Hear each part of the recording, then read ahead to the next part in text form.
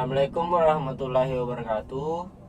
Perkenalkan, nama saya Muhammad Albian Ramadan dengan NIM 21903502088 dari kelas manajemen D. Di sini saya akan membawakan materi tentang manajemen risiko bisnis. Pengertian risiko bisnis yaitu risiko dapat dimaknai sebagai potensi terjadinya suatu peristiwa yang dapat menimbulkan kerugian.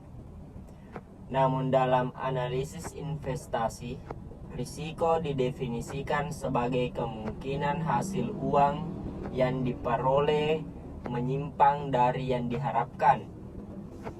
Pengertian pertumbuhan aset menurut Brigham, perusahaan dengan tingkat pertumbuhan yang tinggi akan bergantung pada dana dari luar perusahaan dikarenakan dana dari dalam perusahaan tidak mencukupi untuk mendukung tingkat pertumbuhan yang tinggi. Pengertian probabilitas merupakan faktor yang seharusnya mendapat perhatian penting karena untuk dapat melangsungkan hidupnya, suatu perusahaan harus berada dalam keadaan yang menguntungkan. Dan ada juga risiko bisnis terhadap struktur modal adalah untuk mengetahui pengaruh size, likuiditas, profitabilitas, risiko dan pertumbuhan penjualan terhadap struktur modal atau studi empiris pada perusahaan manufaktur di Bursa Efek Indonesia. Pengaruh risiko bisnis terhadap struktur modal.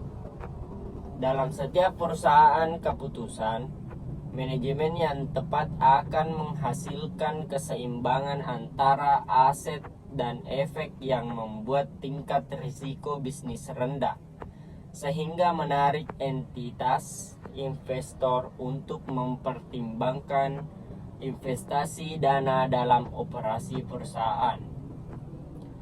Kemudian ada pengaruh pertumbuhan aset terhadap struktur modal semakin tinggi. Pertumbuhan aset maka semakin tinggi struktur modalnya, berarti semakin besar aset tetap yang dapat dijadikan agunan hutang oleh perusahaan tersebut.